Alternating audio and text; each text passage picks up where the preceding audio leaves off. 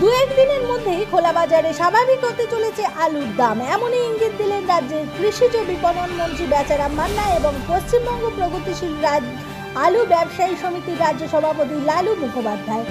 বাজারে এখন আলু কিনতে গেলে ছ্যাঁকা লাগছে মধ্যবিত্তের হাতে। চন্দ্রমুখী আলু 40 টাকা কেজি, জ্যোতি আলু 35 টাকা কিলো দরে বিক্রি হচ্ছে খোলা বাজারে।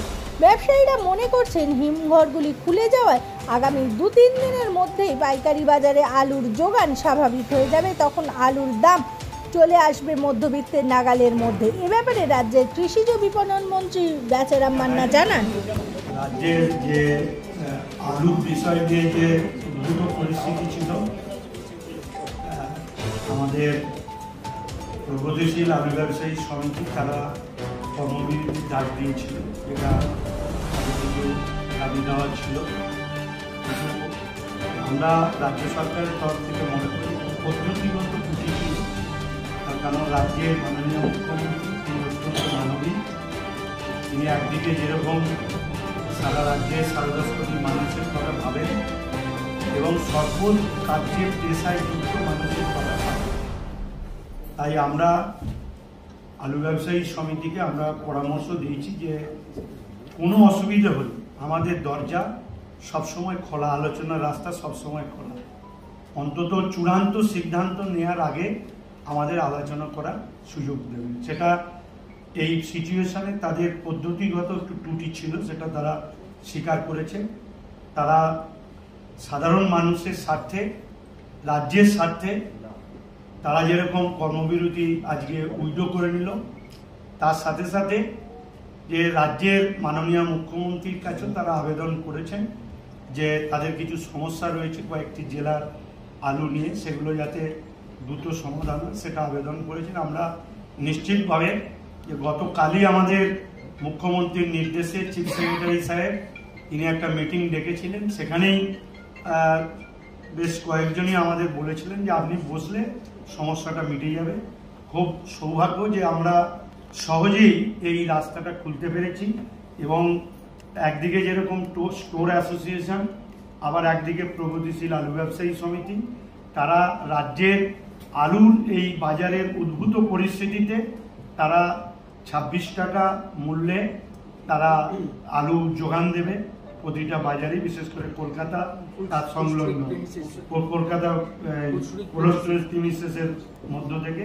এবং তারা রাজ্য সরকারের এর আগেও এরকম ঘটনা ঘটেছে 13 শেষে এবং 14, সেখানেও স্টোর অ্যাসোসিয়েশন এবং আমাদের প্রগতিশীল আলু ব্যবসায়ী সমিতি সরকারের পাশে ছিল।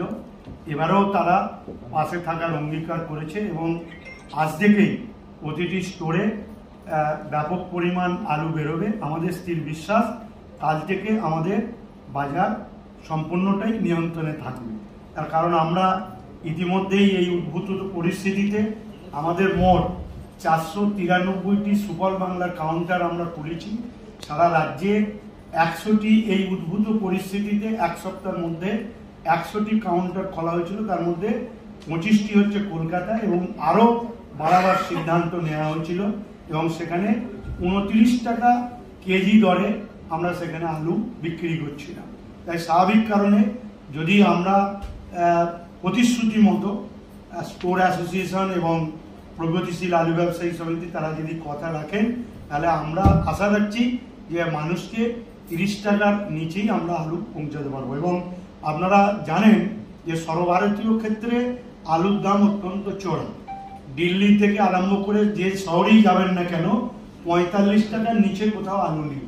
এটা আমাদের সৌভাগ্য যে আমাদের রাজ্যের মাননীয় মুখ্যমন্ত্রী, আপনারা জানেন যে 9 জুলাই তিনি একটি এই মূল্যবৃদ্ধি নিয়ে একটা মিটিং ডেকেছিলেন এবং তারপর থেকে সমস্ত ক্ষেত্রে সবজির ক্ষেত্রে 40% দাম কমেছে। তিনি উদ্বিগ্ন ছিলেন যে আলুর দামটা কেন কমছে না, সেই উদ্বিগ্ন আজকের সিদ্ধান্ত অনেকটাই স্বাভাবিক করে দেবে এটা আমাদের মনে হয়েছে।